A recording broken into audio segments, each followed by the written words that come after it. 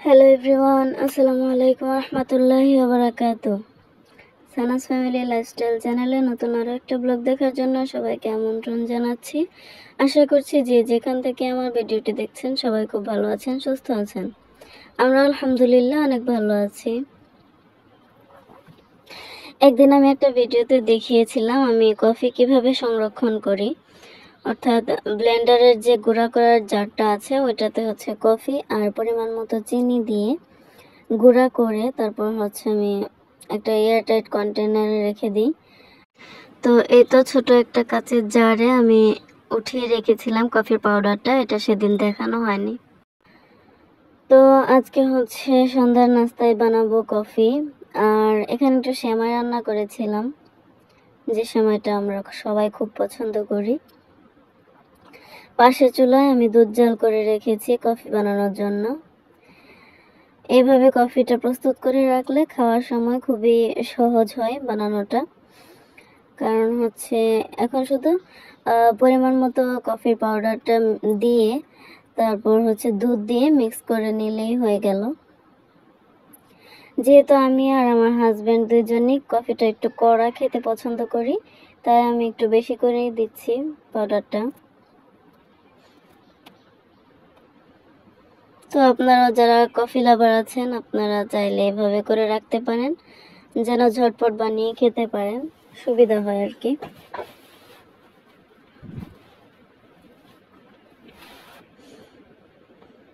এই তো 2 কাপে আমি পরিমাণ মতো কফি দিয়ে নিলাম, আর এখন দুধ দিয়ে মিক্স করে নিলেই আমাদের কফি রেডি।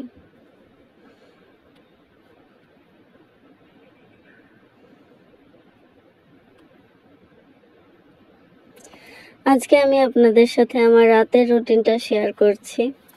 রাতে আমার কি কি কাজ করে রাখতে হয় আর সন্ধ্যার নাস্তা। তো আশা করছি শুরু থেকে শেষ পর্যন্ত ভিডিওটি দেখলে আপনাদের খুবই ভালো লাগবে। যদি ভালো লাগে তাহলে প্লিজ একটা লাইক, কমেন্ট, শেয়ার করে দিবেন, আর আমাকে সাপোর্ট করার জন্য আমার চ্যানেলটা সাবস্ক্রাইব করতে পারেন। এখানে আমি রাতের খাবারের জন্য কিছু বেগুন ভেজে নিচ্ছিলাম। এই বেগুনটা আমার এইভাবে ভাজি অনেক দিন পর খাওয়া হচ্ছে, অনেক দিন বলবো না, প্রায় 2-3 বছর হয়ে গেছে। কারণ আমার হাজব্যান্ড এইভাবে বেগুন ভাজিটা একদমই পছন্দ করেন না, উনি বেসনে চুবিয়ে তারপর ওনার জন্য ভাজতে হয়। তো সেজন্য আসলে পরিবারের কেউ যদি একটা জিনিস পছন্দ না করে তাহলে কিন্তু আমরা মেয়েরা আমাদের নিজেদের জন্য শুধু এগুলো করতে চাই না। তো সেটাই হয়েছে আমার ক্ষেত্রেও, আমি শুধু আমার জন্য আর এইভাবে কখনোই বেগুন ভাজিনি, প্রায় 2-3 বছর হয়ে গিয়েছে। তো আজকে হঠাৎ বলছিলাম সিজন ছাড়া যেহেতু এই বেগুনটা নিয়ে এসেছে, এই লাফা বেগুনটা কিন্তু সবসময় ভালো পাওয়া যায় না। তো আমি বলছিলাম যে অনেক দিন থেকে ওইভাবে বেগুন ভাজা খাওয়া হয় না, আর তোমার জন্যই তো আমি এইভাবে করি না, তুমি খাও না বলে। তো উনি বলছিলেন যে আমার পছন্দ না তাই কি করবে না, তোমার পছন্দ তুমি তো করে খেতেই পারো। তারপর ভাবলাম যে আজকে একটু সেভাবে ভেজে নিই। আর আজকে আমি ডিমের একটা স্পেশাল রেসিপি শেয়ার করছি। একটা ডিম দিয়েই যেটা বানানো হয়ে যায়, একটা ডিম দিয়ে 2জন খেতে পারবেন এরকম একটা রেসিপি। যাই হোক, এটা কিন্তু অনেক মজার হয়।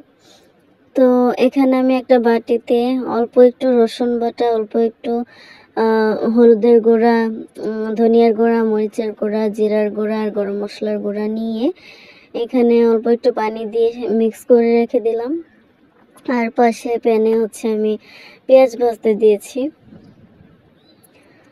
পেঁয়াজটা একটু গোল্ডেন করে ভেজে তারপর মশলাটা, গুলে রাখা মশলাটা আর কি দিয়ে দিলাম, আর একটু লবণও দিয়ে তারপর নেড়েচেড়ে মশলাটাকে আগে কষিয়ে নিব। আর এখানে আমি একটা ডিম নিয়ে ফেটিয়ে নিচ্ছি।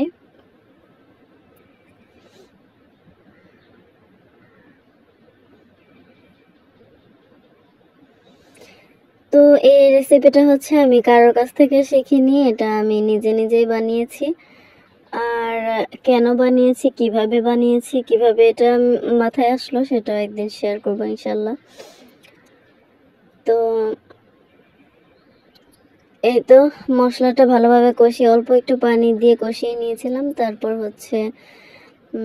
এই ডিমটা দিয়ে নেড়ে চেড়ে ঝোড়া ভাজার মতো করে দিয়েছি। এটাকে ডিমের ঝোড়া ভাজা বলা যায়, আবার হচ্ছে কি বলে ঝোড়া ভুনা বলা যায়, যার যেটা খুশি। তো এই তো এটার ফাইনাল লুক। এই খাবারটা কিন্তু অনেক মজার হয়, আপনারা কেউ যদি ট্রাই করে না থাকেন তাহলে ট্রাই করতে পারেন, অনেক মজার হয়।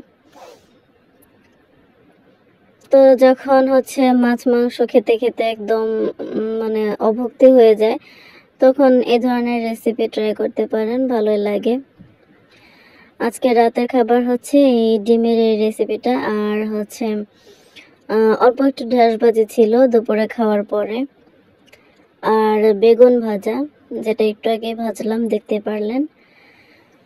আর হচ্ছে সাথে ছিল আমাদের স্পেশাল চেপার চাশনি, এটা আমি দুপুরে করেছিলাম।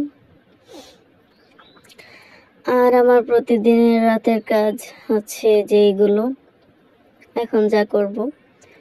তো এখানে হচ্ছে 10টা কাজু বাদাম, 10টা কাঠবাদাম আর কিছুটা পরিমাণ কিশমিশ নিয়ে এখন হচ্ছে আমি পানি দিয়ে খুব ভালোভাবে ধুয়ে নিব। এগুলো থেকে কিন্তু হালকা একটু ময়লা পানি বের হয় বাদামগুলো থেকে। তো বেশ কয়েকবার, প্রায় 4-5 বারের মতো ধুয়ে তারপর হচ্ছে আমি পরিষ্কার পানিতে ভিজিয়ে রাখলাম। আর এখন দেখতে পাচ্ছেন রুটি বানিয়ে রেখেছি। আমার হাজব্যান্ড বলছিলেন যে পরের দিন সকালে তিনি খুবই ব্যস্ত থাকবেন, খেতে আসতে পারবেন না, তো সেই জন্য একটু নাস্তা দিয়ে দিলে ভালো হয়।